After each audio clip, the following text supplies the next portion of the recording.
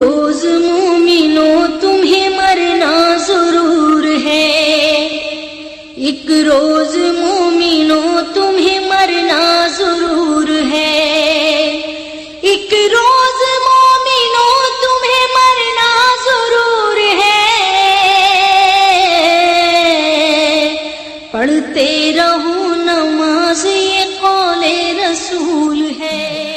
نبی صلی اللہ تعالی علیہ وسلم کی اسوہ حسنہ کو دیکھو، یقیناً تمہیں اس زندگی سے سبق حاصل ہوگا۔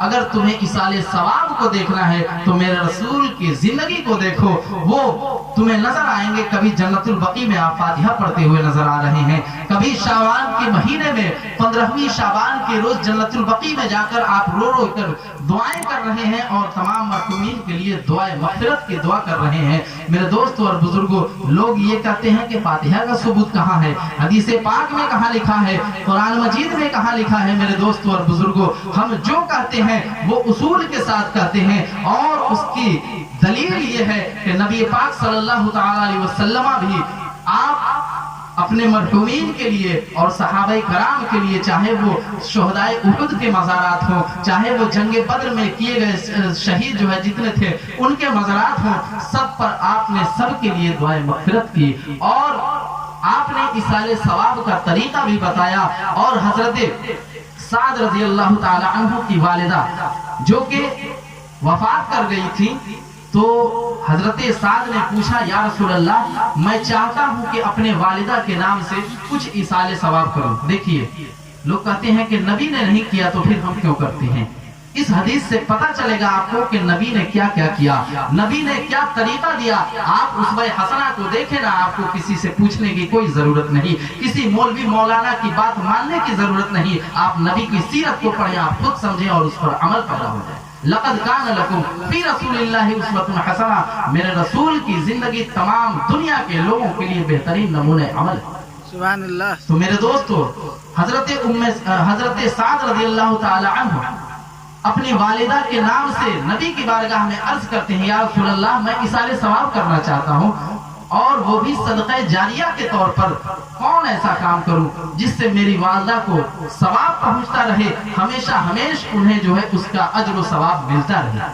میرے دوستوں اور بزرگوں، نبی نے فرمایا تھا کہ جاؤ، سب سے اچھا کام، سب سے بہترین صدقہ چونکہ پانی پلانا ہے، دوسروں کو پانی پلانا یہ سب سے افضل اور بہترین صدقہ ہے کہ اگر آپ نے کسی کو ایک گلاس پانی پیش کیا، آپ نے کسی کو پانی پلایا، تو اللہ کے رسول فرماتے ہیں یہ سب سے اچھا صدقہ ہے۔ کتنا اچھا ہے، ایک دم آسان کام ہے اور ثواب زیادہ ہے۔ ہمیں ثواب کمانے نہیں آتا، نہیں تو طریقے تو ایسے ہیں کہ اگر نبی کی سنت کو ہم اپنا لیں تو شب و روز ہماری جو ہے نامہ اعمال میں کتنی نیکیاں لکھی جائیں گی، لیکن ہم گناہ تو کرتے ہیں، نیکی کا کام ایک بھی نہیں کرتے۔ اگر روزانہ ہم اپنا حساب و کتاب کریں، محاسبہ کریں اور دیکھیں کہ آج میں نے کتنے گناہ کے کام کیے اور کتنی نیکیاں کی، پھر ہمیں پتہ چلے گا کہ ہمیں جنت کے حقدار ہیں کہ نہیں ہیں۔ جنت ملنا جتنا آسان ہم سمجھتے ہیں اتنا آسان ہے نہیں۔ جنت بہت مشکل مکان ہے، بہت کٹھنائی کے بعد وہ جنت حاصل ہوگی ہمیں۔ کب جنت حاصل ہوگی؟ قرۃ عینی بک الصلاۃ، جب ہم نماز پڑھ کر اپنے محبوب کی آنکھوں کو ٹھنڈک پہنچائیں گے تب جا کے وہ جنت ملے گی۔ میرے دوستوں اور بزرگوں، ہم جب احکام خداوندی کی ادائیگی کر کے اور اسوہ حسنہ کو اپنا کے اپنی زندگی کو گزاریں گے تب جا کر وہ جنت ملے گی۔ جو ہے عشق کرنا اتنا آسان نہیں، عشق کا دعویٰ کرنا آسان ہے لیکن عشق کو نبھانا یہ بہت مشکل ہے۔ تو میرے دوستو، اللہ کے رسول کی زندگی ہمارے لیے بہترین نمونہ عمل ہے۔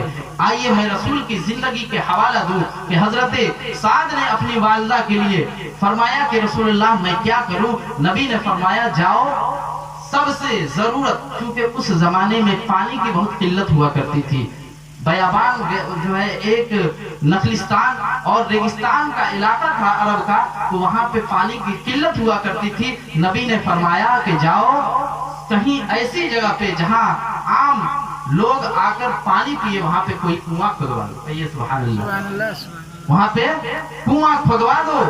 اور خود جب کنواں کھدا گیا تو نبی خود تشریف لے گئے اور کیسے دعا کی؟ هذه البير لِأُمِّ سعد، یعنی یہ کنواں جو ہے سعد کی اماں کے نام سے ہے، کہ یہ سبحان اللہ۔ تو اس سے پتہ چلا کہ ہم کوئی چیز اگر اپنی مرحومین کے نام سے ایصال کریں، کوئی نام لے کر، تو اس کا بھی ثبوت حدیث پاک میں ہے۔ اور وہ صدقہ جاریہ کے طور پر، یعنی قیامت تک جب تک اس سے لوگ فائدہ حاصل کرتے رہیں گے، جب تک اس سے لوگ پانی پیتے رہیں گے، اپنی پیاس کو بجھاتے رہیں گے، اور جتنے لوگ اس سے فائدہ حاصل کریں گے، اس تمام کا مجموعہ ثواب حضرت ام سعد کی والدہ کو ملتا ہے، اور ملتا رہ رہا ہے، ملتا رہے گا انشاءاللہ۔ ہم بھی اگر اپنے مرحومین کے نام سے اس طریقے کو اپنائیں، صدقہ جاریہ کو اپنائیں، تو یقیناً ہمارے مرحومین کو بھی ثواب قیامت تک ملتا ہے۔ تو یہ حدیث پاک میں ہے۔ بہرحال میں شعر پڑھ رہا تھا اور اسی کے زمرے میں مجھے یہ حدیث پاک یاد آ گئی۔ نبی کا اسوہ حسنہ، کوئی زندگی کا ایسا شعبہ نہیں ہے، زندگی کا کوئی ایسا گوشہ نہیں ہے کہ نبی نے ہمیں کوئی طریقہ اور سلیقہ نہ بتایا ہو۔ آگے میں پڑھتا ہوں، ایک بار بچل کے کہیے۔